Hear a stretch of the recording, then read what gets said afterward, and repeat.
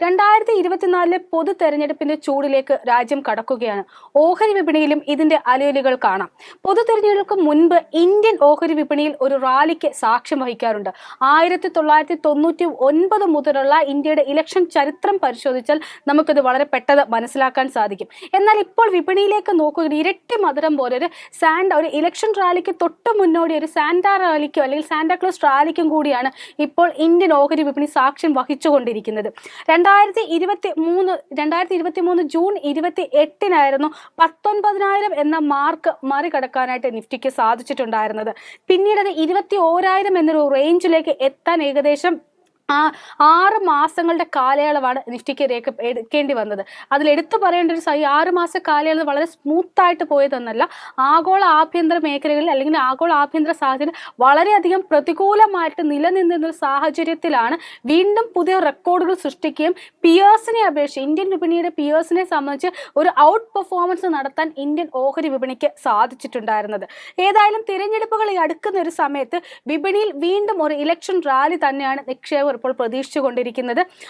തിരഞ്ഞെടുപ്പ് അടുക്കുമ്പോൾ സർക്കാരിന്റെ ഭാഗത്തു നിന്നുണ്ടാകുന്ന ചെലവുകൾ വർദ്ധിക്കുന്നത് പതിവാണ്.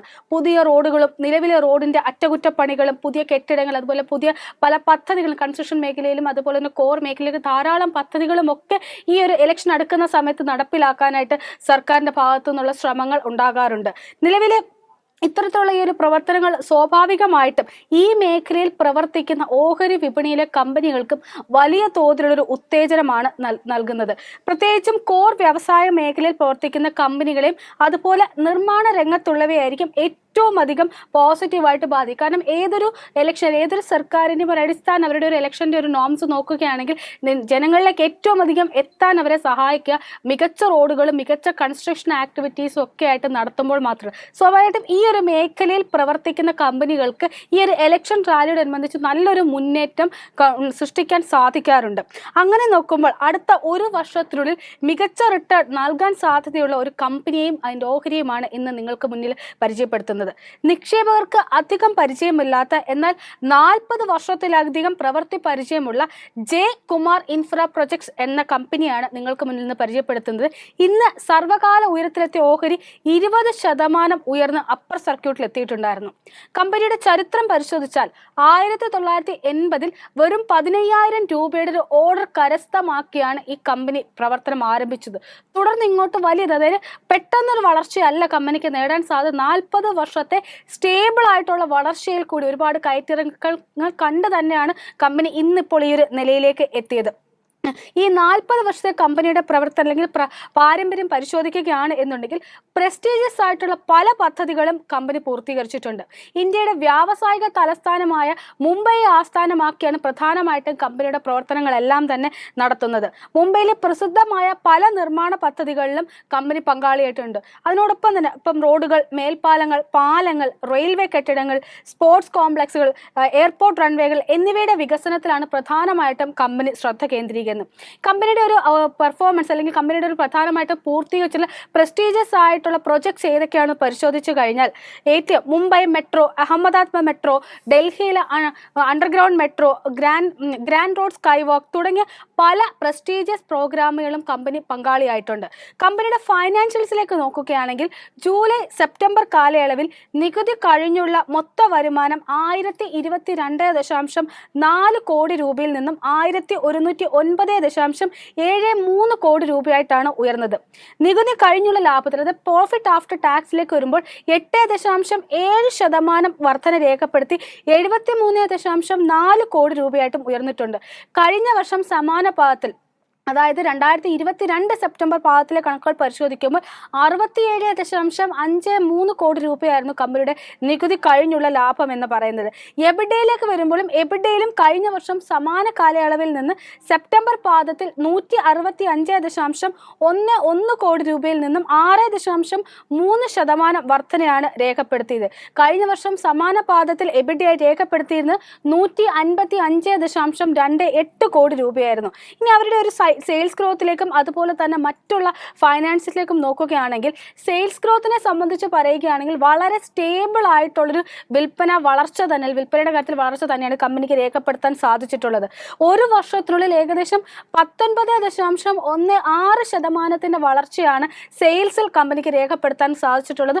3 വർഷത്തെ കണക്കുകളിലേക്ക് പരിശോധിക്കുമ്പോൾ 12.27%, 5 വർഷത്തെ കണക്കുകൾ പരിശോധിക്കുമ്പോൾ 15.43% വളർച്ച സെയിൽസിൽ രേഖപ്പെടുത്താൻ സാധിച്ചിട്ടുണ്ട്. ഏകദേശം അതുപോലെ തന്നെ സമാനമായിട്ടൊരു അന്തരീക്ഷം തന്നെയല്ല, സമാനമായിട്ടൊരു അവസ്ഥ തന്നെയാണ് ലാഭ വളർച്ചയിലേക്ക് നമുക്ക് കാണാൻ സാധിക്കുന്നത്. ലാഭവളർച്ചയെ സംബന്ധിച്ച് പറയുമ്പോൾ കഴിഞ്ഞ 5 വർഷങ്ങൾക്കിടയിൽ കോവിഡ് അതിൻ്റെ ഒരു ഏറ്റവും മൂർധന്യാവസ്ഥയിൽ നിന്ന് 2021 മറ്റുള്ള വർഷങ്ങളിലെല്ലാം കമ്പാരിറ്റീവ് വളരെ സ്റ്റേബിൾ ആയിട്ടുള്ളൊരു പ്രോഫിറ്റ് നൽകാൻ കമ്പനിക്ക് സാധിച്ചിട്ടുണ്ടായിരുന്നു. കഴിഞ്ഞ ഒരു വർഷത്തെ കണക്കുകൾ പരിശോധിക്കുകയാണെങ്കിൽ ലാഭത്തിൽ അല്ലെങ്കിൽ പ്രോഫിറ്റ് വളർച്ചയെ രേഖപ്പെടുത്തിയത് 33.28%. 3 വർഷത്തെ കണക്കുകൾ പരിശോധിക്കുമ്പോൾ 14.34%, 5 വർഷത്തെ കണക്കുകൾ പരിശോധിക്കുമ്പോൾ 14.98%. പ്രധാനമായിട്ട് പ്രോഫിറ്റ് വളർച്ചയിൽ അതായത് 33%-ൽ നിന്ന് അതായത് കഴിഞ്ഞ ഒരു വർഷത്തിന് മുമ്പുള്ള വർഷങ്ങളിലെ കണക്കുകളോട് ചേർത്ത് വരുമ്പോൾ വലിയൊരു ഇടിവ് രേഖപ്പെടുത്തിയിട്ടാണ്. പ്രത്യേകിച്ചും 2021 കോവിഡിന്റെ ആ ഒരു സമയത്ത് കമ്പനിയുടെ പ്രോഫിറ്റിൽ വലിയൊരു കുറവുണ്ടായിട്ട് ആ ഒരു കണക്കുകൾ കൂടി ഒന്ന് പരിശോധിക്കുകയാണെങ്കിൽ ഏകദേശം 2020 183.58 കോടി രൂപ രേഖപ്പെടുത്തിയിരുന്ന സ്ഥാനത്ത് 2021 എത്തിയപ്പോൾ 63.91 കോടി രൂപയുടെ ഒരു പ്രോഫിറ്റ് വളർച്ച മാത്രമാണ് രേഖപ്പെടുത്താൻ സാധിച്ചിട്ടുണ്ടായത്. എന്നാൽ പിന്നീട് 2022 വരുമ്പോൾ ഇത് കുത്തനെ ഉയർന്നതായിട്ട് കാണാൻ സാധിക്കുന്നുണ്ട്. 205.88 കോടി രൂപയാണ് ലാഭ വളർച്ചയായിട്ട് രേഖപ്പെടുത്തിയിട്ടുള്ളത്. 2023 മാർച്ചിലെ കണക്കുകൾ വരെ പരിശോധിക്കുകയാണെങ്കിൽ 274.39 കോടി രൂപയായിട്ടും പ്രോഫിറ്റ് വളർച്ച രേഖപ്പെടുത്തിയിട്ടുണ്ട്. ഇനി കമ്പനിയുടെ മറ്റുള്ള ഡീറ്റെയിൽസിലേക്ക് കൂടി നോക്കുകയാണ്. അതായത് ഇപ്പം പ്രധാനമായിട്ടും ഈ ഒരു ഓഹരി നിക്ഷേപണ ശ്രദ്ധയിലേക്ക് കൊണ്ടുവരാനുള്ളൊരു കാരണം സ്മോൾ ക്യാപ് സ്പേസിൽ ഉൾപ്പെട്ട ഈ കമ്പനിക്ക് ഇപ്പോൾ അന്താരാഷ്ട്ര ബ്രോക്കിംഗ് കമ്പനിയായ CLSA ഒരു ബൈ റെക്കമെൻഡേഷൻ ആണ് നൽകിയിരിക്കുന്നത്. മുൻപും CLSA ബൈ റെക്കമെൻഡേഷൻ തന്നെയായിരുന്നു നൽകിയിരുന്നത്. എന്നാൽ ഇപ്പോൾ ടാർഗറ്റ് വില കുത്തനെ ഉയർത്തിയാണ് ഇപ്പോൾ ഒരു ബൈ റെക്കമെൻഡേഷൻ നിലനിർത്തിയിരിക്കുന്നത്. നേരത്തെ ടാർഗറ്റ് വിലയായിട്ട് CLSA ഈ ഒരു ഓഹരിക്ക് നൽകിയിരുന്നത് 385 രൂപയായിരുന്നു. എന്നാൽ ഇപ്പോൾ ഈ ടാർഗറ്റ് വില ഏകദേശം 87% വർദ്ധിപ്പിച്ച് 720 രൂപയായിട്ടാണ് CLSA ഉയർത്തിയിരിക്കുന്നത്. ഏകദേശം നിലവിൽ അത് വെള്ളിയാഴ്ചത്തെ ഒരു ക്ലോസിംഗ് പ്രൈസ് വെച്ചിട്ട് 46% ഒരു അപ്സൈഡ് പൊട്ടൻഷ്യലാണ് ഈ ഒരു ഓഹരി വിലയ്ക്ക് ഇപ്പോൾ CLSA കാണുന്നത്. ഇനി ഇതിന്റെ കാരണങ്ങൾ എന്തൊക്കെയാണെന്ന് കൂടി പരിശോധിക്കാം. ഇന്ത്യയെ വികസിത രാജ്യങ്ങളുടെ പട്ടികയിൽ ഉൾപ്പെടുത്താൻ ലക്ഷ്യമിട്ട് ഗ്രാമങ്ങളെയും നഗരങ്ങളെയും വികസിപ്പിക്കുന്ന സർക്കാരിന്റെ പ്രാഥമിക പരിഗണനയിൽ ഉൾപ്പെട്ട വിഷയമാണ്. അതുകൊണ്ട് തന്നെ നഗരവൽക്കരണത്തിന്റെ ഭാഗമായിട്ട് മെട്രോ ഉൾപ്പെടെയുള്ള നിരവധി നിർമ്മാണ പ്രവർത്തനങ്ങളാണ് ഇപ്പോൾ സർക്കാരിന്റെ ഭാഗത്ത് നിന്ന് നടന്നുകൊണ്ടിരിക്കുന്നത്. CLSAയുടെ അഭിപ്രായത്തിൽ തിരഞ്ഞെടുപ്പിന് മുൻപ് CLSAയുടെ അഭിപ്രായത്തിൽ ഈ സാമ്പത്തിക വർഷം ഇതുവരെ ഏകദേശം 8,800 കോടി രൂപയുടെ നഗരവൽക്കരണവുമായി ബന്ധപ്പെട്ടുള്ള ഓർഡറുകളാണ് കമ്പനിക്ക് ലഭിച്ചിട്ടുള്ളത്. തിരഞ്ഞെടുപ്പിന് മുമ്പ് സർക്കാരിന്റെ ഭാഗത്തു നിന്നും ഉണ്ടാകുന്ന മൂലധന ചെലവുകളുടെ ഏറ്റവും വലിയ ഗുണഭോക്താക്കളിൽ ഒന്നാകാൻ ഈ കമ്പനിക്ക് കഴിയുമെന്നാണ് ഇപ്പോൾ ബ്രോക്കറേജ് ഫേം കരുതുന്നത്.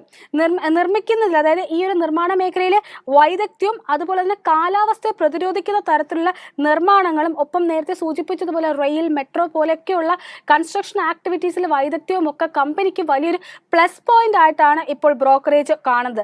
കഴിഞ്ഞ വർഷത്തെ അപേക്ഷിച്ചിട്ട് ഓർഡർ ബാക്ക്ലോഗിൽ വാർഷികാടിസ്ഥാനത്തിൽ ഏകദേശം 114% വളർച്ചയാണ് കമ്പനി രേഖപ്പെടുത്തിയിട്ടുള്ളത്. 2020 സാമ്പത്തിക അവസാന പകുതിയിൽ കമ്പനിക്ക് ലഭിച്ചിരിക്കുന്ന ഓർഡറുകളുടെ 57% വന്നിരിക്കുന്നത് മുംബൈയിലെ ടണൽസിന്റെ ഒരു പ്രോജക്റ്റിൽ നിന്നും അതുപോലെ തന്നെ മുംബൈ മെട്രോ ലൈൻ 2 സ്റ്റേഷനുകളുടെ നിർമ്മാണത്തിലും ചെന്നൈയിലുള്ള കോറിഡോർ നിർമ്മാണത്തിലുമായിട്ടാണ്. അതിനോടൊപ്പം തന്നെ ചേർത്ത് പറയേണ്ടത് മറ്റൊരു പ്രധാനപ്പെട്ട ഓർഡർ ഈ ഒരു സാമ്പത്തിക വർഷം കമ്പനി നേടിയിട്ടുള്ളത് NCC ലിമിറ്റഡുമായിട്ട് ചേർന്ന് സംയുക്ത സംരംഭമായിട്ട് ഒരു ഓർഡർ കമ്പനി നേടിയിട്ടുണ്ടായിരുന്നു. ഏകദേശം $2 ബില്യൺ ചെലവ് വരുന്ന ബി വെർസോവ ദഹിസാർ കോസ്റ്റൽ റോഡിന്റെ നിർമ്മാണത്തിലുള്ള കരാറാണ് ഇപ്പോൾ ഈ NCC ലിമിറ്റഡുമായിട്ട് ചേർന്ന് ഈ ജെ കുമാർ ഇൻഫ്രാ പ്രൊജക്ട്സിന് ലഭിച്ചിട്ടുള്ളത്. അതിനോടൊപ്പം തന്നെ പറയേണ്ടത് നഗരവൽക്കരണ മേഖലയിൽ നിക്ഷേപം നടത്താൻ ആഗ്രഹിക്കുന്നവർക്ക് വളരെ ചിലവ് കുറഞ്ഞ രീതിയിൽ നിക്ഷേപം നടത്താൻ സാധിക്കുന്ന ഒരു ഓഹരിയാണ് ഇതെന്ന് ബ്രോക്കർ ബ്രോക്കറേജ് പറയുന്നു. 2025 സാമ്പത്തിക വർഷത്തിലെ ഓഹരിയുടെ ഏർണിംഗ്സ് പെർ ഷെയർ 11% വരെ വളരുമെന്നാണ് ബ്രോക്കറേജ് വിലയിരുത്തൽ.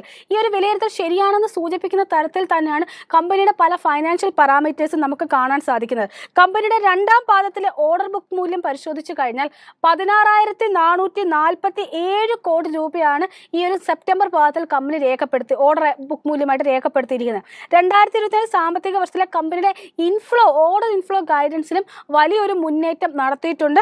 നേരത്തെ 12,000 മുതൽ 13,000 കോടി രൂപയുടെ വരെ മാത്രമായിരുന്നു കമ്പനി പ്രതീക്ഷിച്ചിരുന്ന ഓർഡർ ഇൻഫ്ലോ എന്ന് പറയുന്നത്.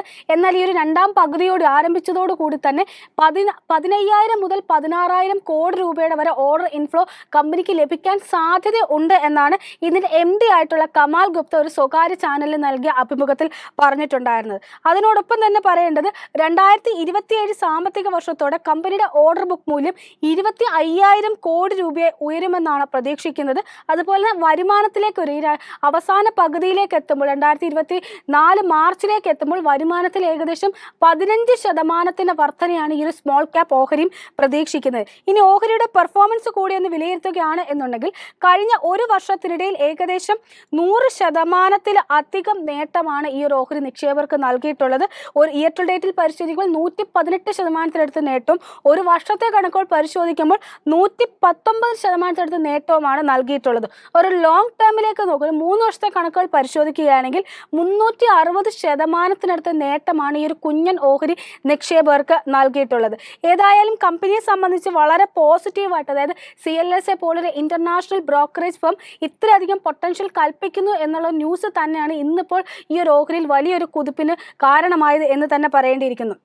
സർക്കാരിൻ്റെ കമ്പനിയുടെ ഭാവിയെ സംബന്ധിച്ച് പറയുകയാണെങ്കിൽ പ്രത്യേകിച്ചും സർക്കാരിൻ്റെ നിലവിലെ ആഗോള തലത്തിൽ തന്നെ ഒരു ഡീകാർബണൈസേഷൻ ട്രെൻഡാണ് ഇപ്പോൾ വിവിധ സർക്കാരുകൾ തുടരുന്നത്. ഈ ഒരു ഡീകാർബണൈസേഷൻ എന്നൊരു ലക്ഷ്യം നടപ്പിലാക്കാനായിട്ട് പൊതുഗതാഗതത്തെ കൂടുതൽ ആളുകൾക്ക് സ്വീകാര്യമാക്കേണ്ടതുണ്ട്. അതിനായിട്ട് ധാരാളം മെട്രോ പദ്ധതികളും അതുപോലെ തന്നെ റെയിൽവേ പദ്ധതികളും ഒക്കെ സർക്കാരിൻ്റെ ഭാഗത്തു നിന്നുണ്ടാകുന്നു. സ്വാഭാവികമായിട്ടും ഇത്തരത്തിലുള്ള പദ്ധതികൾ വരുന്നത് ജയകുമാർ ഇൻഫ്ര പ്രൊജക്ട് പോലെ ഈ മേഖലയിൽ വൈദഗ്ധ്യം തെളിയിച്ച ഒരു കമ്പനിയുടെ ഭാവിയിൽ അല്ലെ അവരുടെ വളർച്ചയെ വളരെയധികം ത്വരിതപ്പെടുത്തുമെന്നതിൽ സംശയമൊന്നുമില്ല. അത്തരത്തിലൊരു കാരണം ചൂണ്ടിക്കാട്ടി തന്നെയാണ് ഇപ്പോൾ ഈ ഒരു ഇന്റർനാഷണൽ ബ്രോക്കറേജ് ഫേമിന് 87% ഒരു ടാർഗറ്റ് വിലയിൽ വർധനവ് ഉണ്ടാക്കിയതെന്ന് പറയേണ്ടിയിരിക്കുന്നു.